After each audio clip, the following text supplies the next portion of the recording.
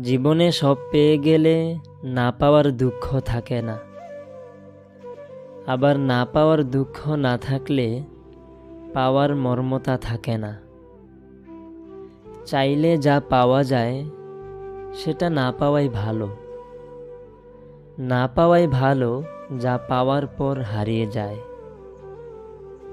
পাইনি এমন অনেক কিছুর প্রতি আমাদের তীব্র ভালোবাসা জন্মায়, অথচ যা পেয়েছি তা পাওয়ার জন্য অনেকেই ছটফট করে।